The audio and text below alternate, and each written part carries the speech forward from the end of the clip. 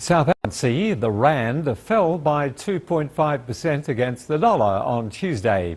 It came after President Jacob Zuma survived an attempt to remove him from office by some members of the ruling party, the African National Congress. Sumitra Naidu reports on the impact political instability has had on the country's economy. South Africa narrowly escaped a ratings downgrade by both Fitch and Moody's last week. The agencies raised a number of concerns about the economy and offered a reprieve earlier this year, but warned that a downgrade was inevitable if there was no change. To the surprise of many, South Africa escaped again, but the outlook has been changed to negative. A negative outlook suggests that there is a chance that the rating may change. Theoretically, we have up to 24 months to review the outlook.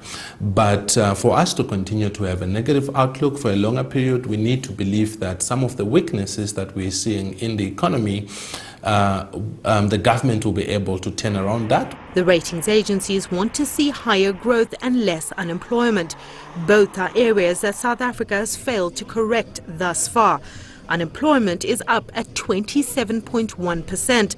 On the upside, the growth forecast is looking better at 0.4% this year, but still undesirably low. Those factors on their own are not sufficient to lead to higher economic growth, and ultimately that's the stumbling block. It's very difficult for the rating agencies to mark a country as investment if your economic growth is well below your population growth and therefore your income per capita is falling. That's what's got going on in South Africa, coupled with some fiscal slippage. Growing debt has been another concern. South Africa's contingent liabilities have doubled since 2009. Political wrangling have added to issues that many believe is leading to poor foreign investment and business confidence. The political infighting is hurting economic growth, hurting economic policy, and that without a settling down of South Africa's political issues, it's going to be very difficult for South Africa to avoid an ultimate downgrade to junk status. Politics is always a big concern because it affects our view of the institutional assessment. It also affects our view on the ability and the timeliness of the government to implement the economic reforms that they've said they will do. Fitch affirmed South Africa's credit rating at BBB-. Moody's issued an update but is yet to release a ratings review. Both agencies have warned against the deteriorating political climate and its impact on the economy.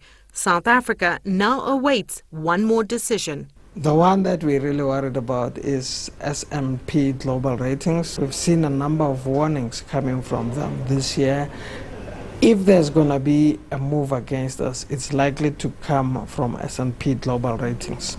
That decision is expected on Friday. Sumitra Naidu, CCTV, Johannesburg, South Africa.